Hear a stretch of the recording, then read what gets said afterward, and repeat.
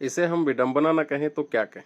बिना किसी गलती के असीम यातनाओं की सजा उन्हें दी जाए जो इसके लिए जिम्मेदार भी नहीं है। जिस तरह से कुछ लोग जन्मांध तथा शरीर और दिमाग की बीमारियों के साथ पैदा होते हैं, उसी प्रकार से कुछ लोग ऐसे भी होते हैं जिनमें एक किस्म का शारीरिक विकार होता है, जिसकी वजह से उन्हें उनका परिवार, समाज और कानून कोई भी मनुष्य तक समझने की संवेदना नहीं दिखलाता।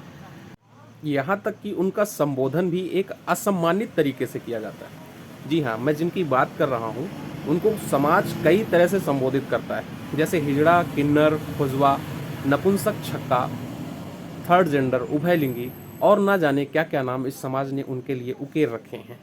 विकलांग पैदा होने वाले लोगों को तो परिवार, समाज और कानून संरक्षण देता है, उनके साथ सहानुभूति भी रखता है, किंतु किन्नर, हिजड़ा या खुजवा के साथ कोई सहानुभूति भी नहीं दिखलाता। हमने आपने कभी गौर नहीं किया, लेकिन जब से ये दुनिया बनी है तब से किन्नर इस सृष्टि पर मौजूद हैं और किसी न किसी धर्मशास्त्र या पुराणों में उनका जिक्र जरूर मिलता है। महाभारत के एक पात्र शिखंडी को भी इसी समाज का प्रतिनिधि माना जाता है। महाभारत के एक मुख्य पात्र जो महारथियों में गिने जाते हैं, उस अर्जुन को भी अज्ञातवास के दिनों में एक अप्सरा के श्राप के कारण किन्नर बनना पड़ा था। अर्जुन अज्ञातवास के दिनों में किन्नर के रूप में ही एक राजकुमारी की शिक्षिका बृहन्नला बनकर रहते थे। महाकवि कालिदास के अमर ग्रंथ कुमार संभव के प्रथम सर्ग के श्लोक 11 और 14 में भी किन्नरों का मनोहारी वर्णन मिलता है। इसके अतिरिक्त अनेक विद्वानों और साहित्यकारों ने अपने शोध ग्रंथों, यात्रा पुस्तकों, आलेखों और कविताओं में किन्नर देश और किन्नौर में रहने वाले किन्नर जनजाति का उल्लेख किया है। कितनी अजीब बात है कि इतिहास में आदिकाल से द्वापर युग के महाभारत और त्रेता युग के रामायण में भी किन्नरों के सामाजिक उपस्थिति के प्रमाण मिलने के बावजूद भी मनुष्य के रूप में समाज किन्नरों को उचित स्थान नहीं दे सका है। किन्नर समुदाय की स्थिति बहुत ही दयनीय है, जिससे समाज एकदम अनभिज्ञ और संवेदनहीन है। आज के समय में भी इनकी आर्थिक और सामाजिक परिस्थिति बहुत खराब है, जिसके फलस्वरूप इन्हें भीख मांगने पड़ रहे हैं। बाजार, सड़क, ट्रेनों आदि जगहों पर ये अक्सर भीख मांगते हुए मिल जाते हैं। दुर्भाग्य तो यह भी कि भारत की इस पवित्र धरती पर जन्म लेने के बाद भी इनके जन्म का कोई रिकॉर्ड नहीं मिलता। समाज ने तो इन्हें मनुष्य का दर्जा नहीं ही दिया और रही सही कसर सरकार ने पूरी कर ली। आज भी सरकार इन्हें नागरिक अधिकार देने से वंचित किए हुए है।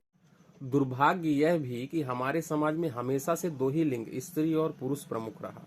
हमने भी यही माना कि समाज को इन्हीं दो पहियों ने गतिशील बना रखा है, लेकिन इन दो लिंगों के अलावा एक तीसरा लिंग भी है, किन्नरों का। जबकि समय समय पर उन्होंने यह साबित किया है कि समाज में यह वर्ग बराबर का योगदान दे सकता है। सत्यश्री शर्मिला देश की पहली ट्रांसजेंडर लॉयर रही हैं। वहीं जोइता मंडल देश की पहली ट्रांसजेंडर जज रही। प्रीतिका यासनी देश की पहली ट्रांसजेंडर पुलिस ऑफिसर हैं और वह सब इंस्पेक्टर के पद पर पदस्थ हैं। मनाबी बंदोपाध्याय एक पीएचडी होल्डर हैं और कृष्णनगर वुमेन्स कॉलेज में प्रिंसिपल हैं। वहीं यदि बात करें शबनम मौसी की, तो शबनम मौसी ने राजनीति के क्षेत्र में अपना लोहा मनवाया है। हमें देश में इतनी पर्याप्त व्यवस्था तो पैदा करनी ही होगी कि सत्यश्री शर्मिला, जोइता मंडल, प्रीतिका यासनी और मनाबी बंदोपाध्याय तथा शबनम मौसी जैसी हस्तियां गर्व कर सकें।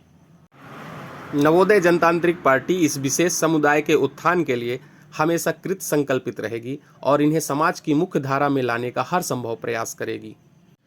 नवोदय जनतांत्रिक पार्टी देश के समस्त किन्नरों का आह्वान करती है कि वह आएं और नवोदय जनतांत्रिक पार्टी के साथ जुड़कर किन्नर वर्ग के उत्थान के लिए मार्ग प्रशस्त करें। जय हिंद, जय एनजेपी।